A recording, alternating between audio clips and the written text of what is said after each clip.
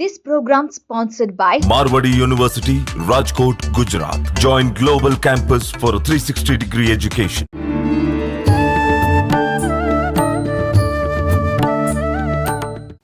నమస్కారం, welcome to I dream ధర్మ మార్గం కార్యక్రమానికి స్వాగతం. నేను మీ విజేత. ప్రస్తుతం మనతో పాటు ఉన్నారు జ్యోతిష వాస్తు పండితులు, లలిత ఉపాసకులు శ్రీ శ్రీ శ్రీ నానాజీ పట్నాయక్ గారు. ఇప్పుడు వారితో మాట్లాడి మరిన్ని విషయాలు తెలుసుకుందాం. నమస్కారం గురుగారు. శ్రీమాత్రే నమః.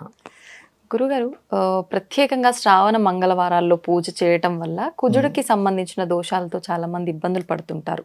అలాంటి దోషాలు తొలగిపోయే అవకాశం ఉంటుందంటారా? తప్పకుండా అమ్మా. ఎందుకంటే ఫస్ట్ ఆఫ్ ఆల్ మీకు ఈ కుజుడు కాన్సెప్ట్ అంటే ఈ విషయం వచ్చింది కాబట్టి చెప్తున్నాను. చాలా మంది ఏమనుకుంటారంటే కుజుడు సప్తమంలో ఉన్న, అష్టమంలో ఉన్న, ద్వితీయము, చతుర్థము, పంచము, 12వ స్థానాల్లో ఉంటే కుజదోషం అనుకుంటారు. కానీ ఇది అన్ని లగ్నాలకి కాదు. ఓకే. ఇప్పుడు మేషము, ఇప్పుడు మనకి పరాశర మహర్షి ఒక విషయం చెప్పాడు ఆయన, సర్వే త్రికోణ నేతారో గ్రహ శుభఫల ప్రదాహ అని. అంటే త్రికోణాధిపతులు శుభ ఫలితాలు ఇస్తారు. మేషలగ్నానికి లగ్నాధిపతి, కోణాలంటే ఏమిటి? 159 త్రికోణాలంటే. సో మేషలగ్నానికి కుజదోషం మనం పట్టించుకోకూడదు, లగ్నాధిపతి అవుతాడు కాబట్టి. కర్కాటకానికి పట్టించుకోకూడదు పెద్దగా, 5 and 10th లార్డ్ పంచమ దశమాధిపతి. సింహానికి చతుర్థ భాగ్యాధిపతి, ధనస్సుకి పంచమ వ్యయాధిపతి, మీనలగ్నానికి ద్వితీయ భాగ్యాధిపతి. సో 159 ఈ 6 లగ్నాలకి కనెక్ట్ అయింది. ఏది? మేషము, కర్కాటకము, సింహము, వృశ్చికము, ధనుర్, మీన లగ్నాలకి. మిగతా లగ్నాలకు మరి ఉంటుందా కుజదోషం అంటే? ఇట్స్ డిపెండ్ ఆన్ కుజుడు ఉండే ప్లేస్మెంట్ అండ్ కుజుడు శుభగ్రహాలతో ఉండదు. ఎక్కడ ఏ స్థానంలో ఉన్నాడో, ఏ గ్రహాలతో కలిసి ఉన్నాడు. ఇప్పుడు శుక్రుడితో ఉన్నాడు, దోషం ఉండాలని రూల్ లేదు. అదేంటి సర్పదోషంలో ఏమైనా ఏర్పడిందా? కుజుడు వీక్ గా ఉన్నాడా, స్ట్రాంగ్ గా ఉన్నాడో చూసుకోవాలి. చాలా మందికి ఈ లగ్నాలే కుజదోషం ఉండదు అని తెలియక ఈ కుజదోషం ఉందేమో అనుకొని తీసుకెళ్లి కుజదోషం వ్యక్తితోనే పెళ్లి చేయడం, ఇట్లాంటి మిస్టేక్స్ చేస్తుంటారు. అది కరెక్ట్ కాదు. అంటే ఈ లగ్నాలకు లేనప్పుడు ఇంకోళ్ళతో ఎందుకు చేయడం? దోషం ఉందనుకుంటే సరే, దోషం ఉన్న వ్యక్తితో చేస్తారు, బ్యాలెన్స్ అవుద్దని. మైనస్ ప్లస్ ఏదో అవుద్ది అంటారు. సరే, అయితే వీటన్నిటికంటే ముఖ్యంగా కుజుడు ప్రతిసారి వివాహం మీదే ఎఫెక్ట్ చూపిస్తాడు అనుకునేది ఫస్ట్ మర్చిపోవాలి. ప్రతిసారి ఎఫెక్ట్ కుజుడు మీద ఏమి చూపించడు.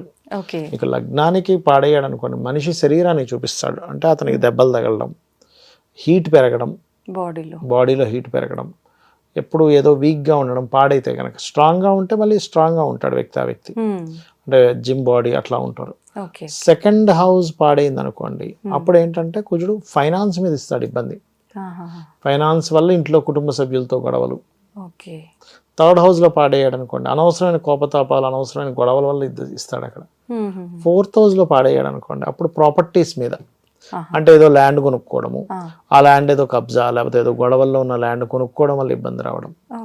పంచమంలో కుజుడు పాడేయాడు అనుకోండి, అప్పుడు సంతానం మాటిమాటికి అబాషన్స్ అవ్వడం, లేకపోతే సంతానానికి ఎక్కువ దెబ్బలు తగలడం, యాక్సిడెంట్స్ అవ్వడం, సంతానంతో గొడవలు ఉండడం, అలా ఇస్తాడు.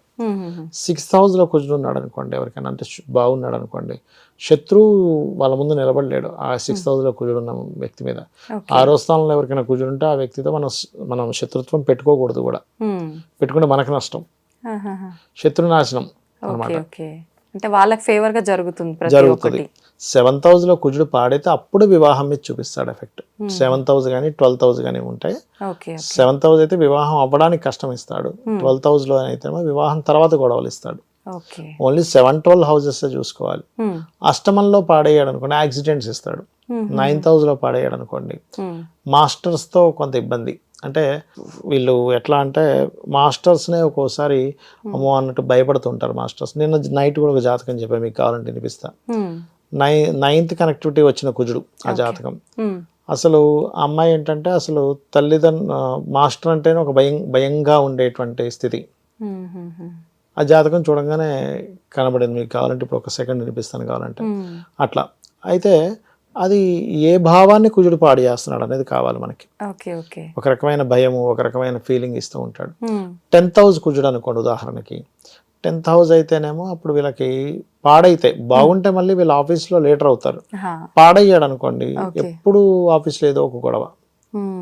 11th అయితే భూముల వల్ల లాభాలు, 12th అయితే ఇందాక నేను చెప్పినట్టుగా వివాహం తర్వాత డిస్టర్బెన్స్. అయితే వీటన్నిటికీ కూడా శ్రావణ మంగళవారాలు చేసేటువంటి మంగళగౌరి వ్రతం కానివ్వండి, స్కందుని ఆరాధన కానివ్వండి, శ్రావణ మాసంలో ఓం స్కందాయ నమః అనే మంత్రం ఎవరైతే చేస్తారో రెగ్యులర్గా వాళ్ళకి కుజదోష సంబంధించిన పోతుంది. Okay okay. అంటే ప్రత్యేకించి పూజా విధానం అదంతా ఏం అవసరం లేదా, మంత్రం ఒక్కటే మంత్రం సరిపోతుందా? సరిపోతుంది, పూజ మీరు చేయొచ్చమ్మా. పూజ అంటే ఏంటంటే మీరు ఇంట్లో చక్కగా అలంకరణ చేసుకొని గణపతి పూజ, అమ్మవారికి సంబంధించిన మంగళగౌరికి సంబంధించిన అష్టోత్తరాలు చేసుకోవడం, ఓకే ఓకే. వాయినాలు ఇవ్వడము, పసుపు ముద్దను పెట్టుకొని చేస్తారు మంగళగౌరి వ్రతం అంటారు. అంటే మంగళములు ఇస్తుంది, మీకు శుభములు ఇస్తుంది మంగళగౌరి వ్రతం చేస్తే. అట్లా అన్నమాట, దోషాలన్నీ తొలగిపోతాయి. ఇప్పుడు కష్టం వల్లే కదా మనకి ఇబ్బంది వచ్చేది, కష్టాన్ని తగ్గిస్తుంది అమ్మవారు ఆ రకంగా అన్నమాట. అట్లా చేసుకోవాలి. అంటే చాలా మంది పిల్లలు నిజంగానే స్కూల్ అనగానే కాలేజ్ అనగానే భయపడతారు. అలాంటి వాళ్ళందరికీ కుజ సంబంధించింది 9th house లో పాడు చేస్తుంటుంది అది.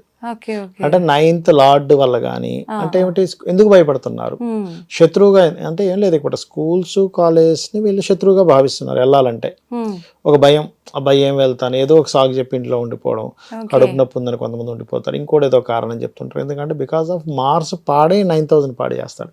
ఇది ఒక్కొక్కసారి తండ్రి రూపంలో వస్తుంది. ఎలా అండి? అంటే తండ్రి అంటే పడదు కొంతమందికి, తండ్రి అంటే ఎక్కువ భయం ఉంటుంది, 9th house కనెక్టివిటీ ఉంటాయి. అలాగా కుజుడు పాడై ఎక్కడుంటే ఆ భావం ప్రతిసారి మనం తీసుకెళ్లి కుజదోషం అనగానే వెంటనే తీసుకెళ్ళి వివాహమే కాదు.